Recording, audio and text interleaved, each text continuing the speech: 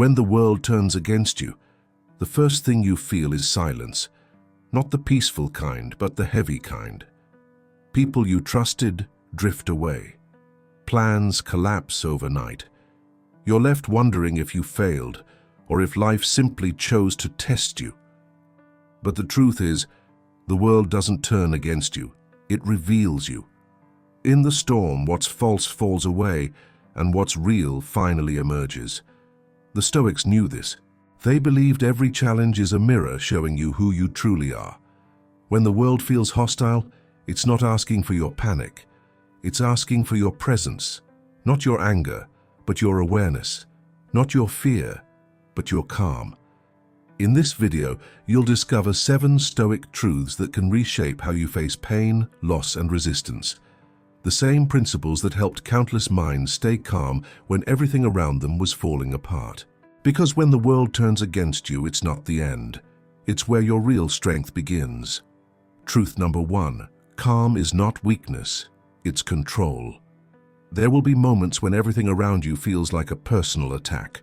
People will misunderstand your silence, project their insecurities onto you, and confuse your composure with weakness. But the Stoics understood something few ever do. Calm isn't a reaction, it's a weapon. Anyone can explode. Anyone can defend themselves in noise. But the one who stays centered while the world provokes them stands in mastery of their own nature. Marcus Aurelius said, "You have power over your mind, not outside events." That single truth separates the reactive from the wise. You can't always control what's said, done, or taken from you, but you can control what enters your mind. You can decide what deserves your attention and what doesn't. Calmness isn't about feeling nothing. It's about feeling everything without losing your direction. In today's world, everyone wants the last word. But calmness removes the need for validation. It's not submission, it's precision. It's standing so still that chaos loses where to aim. You no longer fight noise with more noise, you let silence expose its own weakness. So when the world tests your patience, don't rush to prove you're strong. Show it through your restraint. Calm is not the absence of power. It's proof that you've already won the only battle that truly matters, the one inside. Truth number 2. Accept what you cannot control. Master what you can. There will come moments when you've done everything right. You've given your best effort, acted with honesty, stayed disciplined, and yet the outcome still slips through your hands. It's in those moments that frustration creeps in, whispering that life is unfair, that fate has turned its back on you. But the Stoics would tell you, that's the illusion of control speaking. They understood that peace doesn't come from bending the world to your will. It comes from learning where your influence ends. You cannot command outcomes, people, or timing, but you can command yourself. And that is the foundation of freedom. Epictetus taught that we suffer not from events, but from our judgments about them. When something painful happens, your mind wants to label it as wrong, as punishment, as personal. But the event itself carries no emotion, you give it meaning. 2 people can face the same storm. One curses the rain, the other uses it to grow. The difference is not in the storm, it's in the stance. Acceptance is not passive, it's active clarity. It's standing firm in chaos and saying, I choose to see this as it is, not as I wish it to be. When you stop demanding life to obey you, you begin to flow with it. And that's where real power begins. Think about how much energy is lost, fighting what you can't change, replaying the past, arguing with reality, trying to control others. The Stoic releases that weight and redirects energy toward mastery, their habits, their focus, their reactions. Because that's where transformation happens, not in outcomes but in effort. Imagine standing in a storm again. You can scream at the wind, or you can adjust your footing and breathe. The storm doesn't care either way, but only one of those choices keeps you standing. That's Stoicism. It's the art of surviving life's uncertainty without losing your center. When you stop resisting the uncontrollable, You discover how much is actually within your control, your perspective, your patience, your preparation. You realize that calm acceptance is not weakness, it's strategic strength, because the world may not move in your favor, but you can always move within it with purpose. So when the next setback comes, and pause, ask yourself, is this within my control? If yes, act with courage. If no, let it pass. The wisdom lies in knowing the difference, and that difference is the doorway to peace. Truth number 3. Pain is your teacher, not your enemy. Pain has a way of making everything else fade. It takes over your thoughts, your body, your sleep, until all that's left is the ache itself. Most people spend their lives trying to escape it. They drown it in noise, distraction, or denial, but the Stoics knew better. They understood that pain, when faced directly, becomes a mirror, one that reveals who you are beneath comfort. Seneca wrote, "Difficulties strengthen the mind, as labor strengthens the body." Pain isn't punishment, it's preparation. It strips away illusion. It confronts you with what truly matters and exposes what never did. The losses you've endured, the rejections you've faced, each one carried a message that ease could never deliver. Comfort keeps you still. Pain forces you to move. Think of your hardest seasons. The nights when your mind wouldn't quiet. The days when hope felt far away. You didn't realize it then, but pain was carving depth into you, teaching endurance, humility, compassion. The fire that burned you was the same fire that forged you. Modern life teaches us to avoid suffering at all costs. We call discomfort a flaw, grief a weakness, and struggle something to be fixed. But avoidance doesn't erase pain. It multiplies it. The Stoic instead stands still and asks, "What is this trying to teach me?" Maybe your pain is showing you that you've been attaching your peace to things that can be taken away. Maybe it's teaching you to slow down, to listen, to stop running from yourself. Maybe it's simply strengthening your patience so that what's coming next won't break you. Pain humbles the ego. It reminds you that you are not the center of the universe, and that's where freedom begins. Because once you stop believing that life owes you comfort, you start to see pain as an ally, not an enemy. It becomes the weight you lift to grow stronger. Epictetus lived most of his life as a slave, crippled from birth. And yet he taught that every hardship is an invitation to master your reaction, to discipline your perception, to rise above circumstance. You can curse the wound, or you can study it until you understand what it came to teach. Every scar you carry holds wisdom. Every heartbreak that brought you to your knees also built the strength that now keeps you standing. Pain does not last forever, but the lessons it leaves behind do. So when life hurts again, and it will, don't ask, "Why me?" Ask, "What is this making of me?" Because once you start listening to pain, you realize it was never here to destroy you. It was here to rebuild you. Truth number 4, your response is your real power. There's a brief moment between what happens to you and how you react, a gap so small most people never notice it. Yet within that space lives the power to decide the entire course of your life.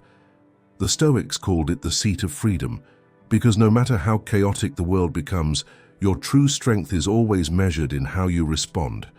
You can't stop people from being unfair, cruel, or careless.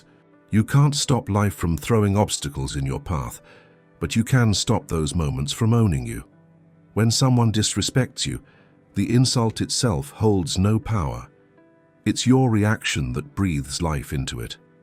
The Stoic learns to pause, to hold the line between stimulus and response, and in that pause, they become untouchable. Marcus Aurelius wrote, "You have power over your mind, not outside events. Realize this, and you will find strength." He wasn't teaching detachment from emotion, he was teaching mastery of it. To feel anger but not be ruled by it. To feel pain but not be blinded by it. To remain steady in the presence of provocation, that's real dominance. Modern society celebrates immediacy. We're told to react instantly, defend ourselves, clap back, never stay silent. But constant reaction is just disguised weakness. It means the world still controls you. Every push, every insult, every disappointment pulls a string, and you move exactly as expected. The Stoic cuts those strings. When you respond with awareness instead of impulse, you reclaim your authority. Your calm becomes a mirror that exposes others' chaos. Your restraint becomes a lesson they didn't expect to receive. This doesn't mean letting people walk over you. It means refusing to walk into their storm. Think of it like a fire. Every reaction is fuel. The moment you stop feeding it, the flames collapse under their own weight. That's the discipline of response. It's not about pretending you don't care. It's about caring selectively, directing your energy only where it creates peace, not conflict. Every great leader, warrior, and philosopher understood this. True control is quiet. It doesn't seek to prove itself because it has nothing left to prove. When the noise rises, it listens. When emotions flare, it observes. That's not weakness, that's evolution. The next time life provokes you, pause for one breath, just one. In that silence, you'll feel the pull of old habits, the need to defend, to win, to react. Don't. Let that breath remind you that power doesn't live in force. It lives in choice. Because once you master your response, the world can throw whatever it wants at you. And still, you remain unmoved. Truth number 5. You owe nothing to the past except your understanding. There's a point in everyone's journey where the past starts to feel heavier than the present. You replay old mistakes like they're still happening. You revisit conversations that ended years ago, trying to say the perfect thing you never said. You tell yourself you're just reflecting, but what you're really doing is reliving. The Stoics warned about this trap. They understood that memory, when misused, becomes a form of self-imprisonment. Marcus Aurelius wrote endlessly about time, how fleeting it is, how precious, how foolish it is to waste the present grieving over what cannot be changed. He reminded himself daily, the past is gone, the future is uncertain, only this moment is yours. That is not poetic advice, it's survival, because every moment you spend chained to yesterday is one stolen from who you could become today. The Stoics didn't reject their pasts, they studied them. But their goal wasn't nostalgia, it was refinement. Each failure, each heartbreak, each betrayal, all were teachers. Once the lesson was understood, the event lost its power. The past was meant to instruct, not define. Modern life romanticizes pain. We turn wounds into identity, believing that our suffering makes us special. But the truth is, the more you feed a story, the more it consumes you. The Stoics sees through that illusion. They know that wisdom is not born from endless remembrance, but from clarity, from asking, what did this teach me? And then letting it rest.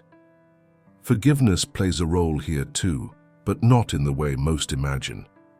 To the Stoic, forgiveness isn't about excusing others. It's about releasing yourself. It's the quiet recognition that resentment is a second injury, one you inflict on yourself long after the first has passed. You cannot change the wrong, but you can stop carrying it. And that choice is freedom. Think of your life as a path through fire. You can walk forward carrying the ashes, or you can leave them behind and carry only the warmth of what they taught you. One path keeps you heavy, the other keeps you human. The Stoics chose the second. Seneca said, "He suffers more than necessary who suffers before it is necessary." Every time you replay a wound, you reopen it.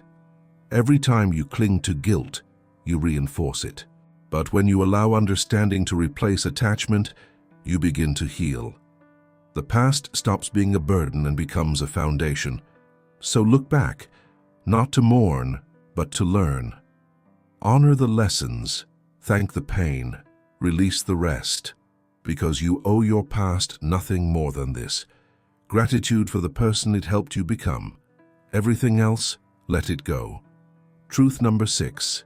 Discipline is the highest form of self-respect. Discipline is a word people avoid because it sounds harsh, like restraint, denial, control. But the Stoics saw it differently. To them, discipline wasn't about restriction. It was about alignment. It was the quiet art of living according to your values, not your moods. It's easy to act with purpose when motivation is high. The real test begins when no one's watching, when the feeling is gone, and all that remains is choice. Epictetus, who was born a slave, found freedom not through rebellion but through discipline. He understood that a person ruled by impulse is still enslaved, not to chains, but to desires. He said, "No man is free who is not master of himself." That is the essence of this truth. You cannot command your world until you can command yourself. Every time you keep a promise to yourself, no matter how small, you restore integrity. You prove that your word means something, even privately. That consistency becomes self-respect. And from self-respect grows confidence, because you begin to trust your own strength instead of waiting for approval from the outside world. Modern life glorifies ease. We're told to follow our feelings, to rest whenever it's uncomfortable, to seek shortcuts to success. But that constant pursuit of comfort robs us of depth. The Stoic embraces discomfort not because they enjoy suffering, but because they understand it's the price of mastery.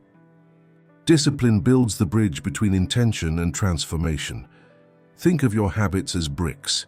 Each act of discipline, waking early, training your body, focusing when distracted, holding your tongue when tempted, is another brick laid in the foundation of your character. You don't see progress every day, but over time, you're building something unshakable. The disciplined life isn't rigid, it's rooted. It gives you direction when emotion pulls you off course. It reminds you that willpower isn't infinite, but structure sustains you when motivation fades. Seneca wrote that the greatest victory is the one you win over yourself. That victory isn't loud. It's found in the quiet moments when you choose progress over pleasure, clarity over comfort, purpose over distraction. Discipline is self-love disguised as effort. It's the act of saying, "I care enough about my future to act with strength today." And once you start to see it that way, the resistance softens. You realize that structure doesn't imprison you. It frees you. It frees you from chaos, from indecision, from regret. So build your routine, guard your focus, honor your word. Because every time you do, you're not just training your habits, you're training your soul. The person who commands their discipline commands their destiny. And that's what the Stoics understood better than anyone. A man who governs himself cannot be broken by the world. Truth number 7. Stillness is the path to inner power. In a world that never stops speaking, silence has become a rare form of strength. Every second, the world demands your attention. Notifications, opinions, arguments, noise. It tells you that movement equals progress, that stillness is laziness, that if you pause, you'll fall behind.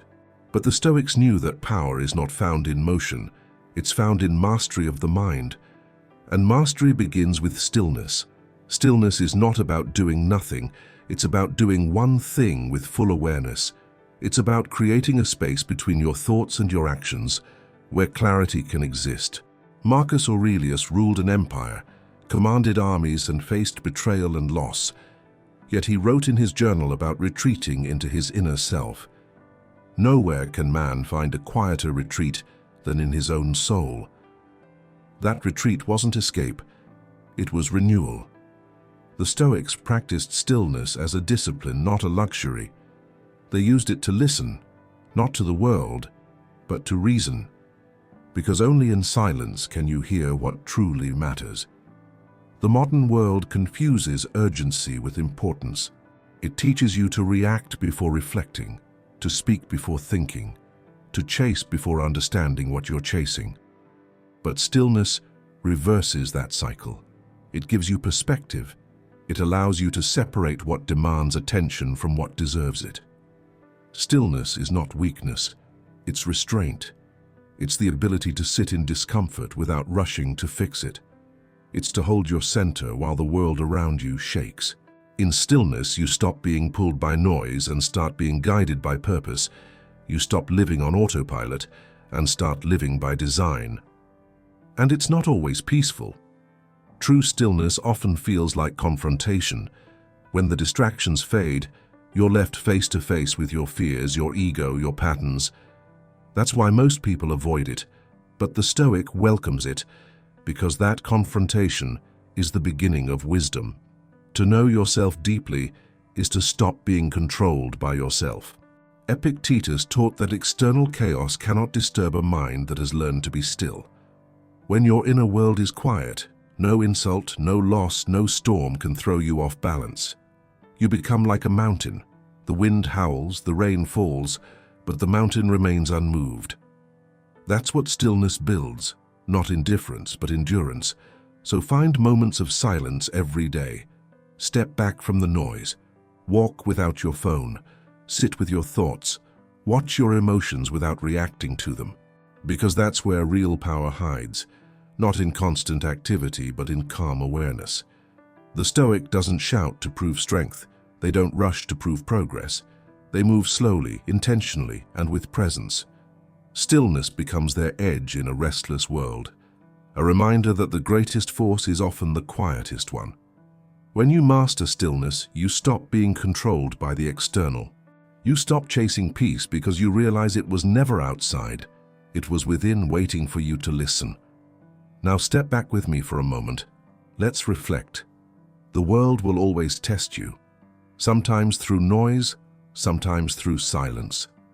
It will test your patience with delay, your humility with rejection, and your strength with loss. You'll think the test is about the situation, the person who wronged you, the opportunity that slipped away, the moment that broke your rhythm. But it never is. Every trial is asking the same question. Will you remember who you are or let the noise decide for you? Each storm that shook you was never random. It was precise, a part of your training.